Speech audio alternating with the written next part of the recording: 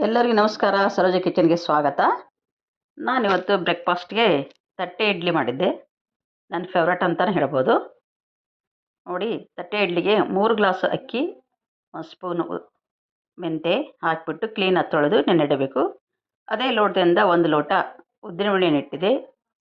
ಅದೇ ಲೋಟದಿಂದ 3/4 ಲೋಟ ಸಾಬುದಾನಿ ಅದನ್ನು ತೊಳೆದಿಟ್ಟಿದ್ದೀನಿ. ಅರ್ಧ ಲೋಟ ಅವಲಕ್ಕಿ ಅದನ್ನು ತೊಳೆದ್ಬಿಟ್ಟು ನೆನೆಸಿ ಇಟ್ಟಿದ್ದೀನಿ. 3ರಿಂದ 4 ಅವರ್ ನೆನಿಬೇಕು. ನೆನೆದಾದಮೇಲೆ ಕ್ಲೀನಾಗಿ ರುಬ್ಕೊಳ್ಬೇಕು. ನುಣ್ಣಗೆ ನೋಡಿ, ಈ ರೀತಿ ಆಗಬೇಕು. ಇವಾಗ ಸಾಬುದಾನಿ ಅದು ನುಣ್ಣಗೆ ಆಗಬೇಕು.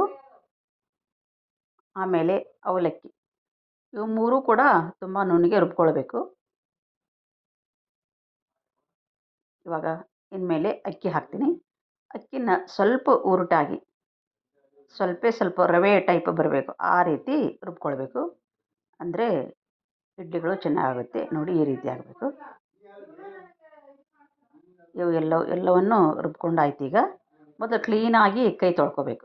ನಾವು ಕೈಯಿಂದ ಕಲಿಸಿದರೆ ಹಿಟ್ಟು ಬೇಗ ಹುದುಗಿ ಬರುತ್ತೆ ಚಳಿಗಾಲದಲ್ಲಿ. ನೋಡಿ, ಕ್ಲೀನಾಗಿ ಕೈ ತೊಳ್ಕೊಂಡು ಕಲಿಸ್ಕೊಳ್ಬೇಕು. ಚಳಿಗಾಲಕ್ಕೆ ಕೈಯಿಂದನೇ ಕಲಿಸಿದರೆ ಹುದುಗಿ ಬರುತ್ತೆ ಹಿಟ್ಟು. ನೋಡಿ, ಈ ರೀತಿ ಬೀಟ್ ಮಾಡಿದರೆ ಒಳ್ಳೆಯದು. ನೈಟ್ ಆಯಿತು, ನಾನು ಅದನ್ನು ಮುಚ್ಚಿಟ್ಟು ಒಂದು ಮೇಲೆ ಭಾರವಾದ ವಸ್ತುವನ್ನು ಇಡಬೇಕು. ಮರುದಿನ ನೋಡಿದಾಗ ಸ್ವಲ್ಪ ಚಳಿಗಾಲಕ್ಕೆ ತುಂಬ ಏನು ಉಬ್ಬಿರಲಿಲ್ಲ ಹಿಟ್ಟು, ಆದರೂ ಪರವಾಗಿಲ್ಲ. ಹಿಟ್ಟು ಚೆನ್ನಾಗಿ ಫರ್ಮೆಂಟೇಷನ್ ಆಗಿತ್ತು. ಅದನ್ನು ಸ್ವಲ್ಪ ಬೇರೆ ಕಡೆ ತೆಗೆದುಬಿಟ್ಟು ಫ್ರಿಜ್ಜಲ್ಲಿಟ್ಟು ಉಳಿದ ಹಿಟ್ಟಿಗೆ ನಾನು ಉಪ್ಪು ಹಾಕ್ಕೊಳ್ತೀನಿ. ಉಪ್ಪು ಹಾಕ್ಕೊಂಡು ಕೈಯಾಡಿಸಿ ಈ ರೀತಿ ತಟ್ಟೆ ಇಡ್ಲಿ ಸೆಟ್ಟಿದೆ ನನ್ನ ಹತ್ರ. ಪ್ಲೇಟ್ಗಳಿಗೆಲ್ಲವಕ್ಕೂ ನೀಟಾಗಿ ಎಣ್ಣೆ ಹಚ್ಕೊಳ್ಬೇಕು. ಅಥವಾ ಬಾಳೆ ಎಲೆ ಹಾಕ್ಬೋದು, ಅಥವಾ ಕಾಟನ್ ಬಟ್ಟೆ ಹಾಕ್ಕೋಬೋದು. ಎಣ್ಣೆ ಹಚ್ಚಿಬಿಟ್ಟು ಈ ಸ್ಪೂನಿಂದ 1.5 ಸ್ಪೂನು ನಾನು ಹಾಕ್ಕೊಂಡಿದ್ದೀನಿ. 2 ಸ್ಪೂನ್ ಆದರೆ ತುಂಬ ದಪ್ಪ ಆಗುತ್ತೆ ಇಡ್ಲಿ. 1.5 ಕರೆಕ್ಟ್ ಆಗುತ್ತೆ. ನೋಡಿ, ಅರ್ಧ ಹಾಕ್ಕೋಬೇಕು. ಪ್ಲೇಟಿಗೆ ಈ ರೀತಿ ಹಾಕಿ ಸೆಟ್ ಮಾಡ್ಕೋಬೇಕು ಸಮನಾಗಿ. ಆಮೇಲೆ ಇವೆಲ್ಲ ಪ್ಲೇಟ್ಗಳನ್ನು ಸ್ಟ್ಯಾಂಡ್ಗೆ ಸೇರಿಸಿ, ಸ್ಟ್ಯಾಂಡ್ ಇಲ್ಲ ಅಂದರೆ ಇದೇ ಥರ ಪ್ಲೇಟಲ್ಲಿ ನೀವು ಮಾಡ್ಬೋದು. ಆಲ್ರೆಡಿ ನೀರು ಕಾಯಕ್ಕಿಟ್ಟಿದ್ದೆ, ಕುದೀತಾ ಇದೆ.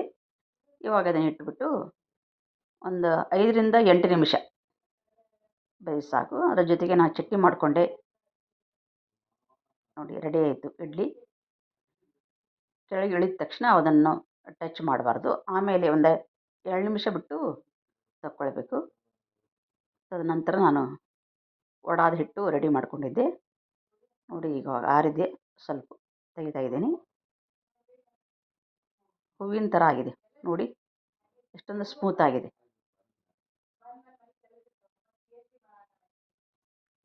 ವಡಾ ಮತ್ತು ಇಡ್ಲಿ ಒಳ್ಳೆ ಕಾಂಬಿನೇಷನ್ನು. ನೋಡಿ, ಎಲ್ಲ ಬ್ರೇಕ್ಫಾಸ್ಟ್ ರೆಡಿ ಆಯಿತು. ಬೆಳ್ಳನೆ ಇಡ್ಲಿ ಆಗಬೇಕಂದ್ರೆ ಸಾಬುದಾನಿ ಹಾಕಬೇಕು. ಇದೊಂದು ಟಿಪ್ಸ್ ಅಂತ ಹೇಳ್ಬೋದು.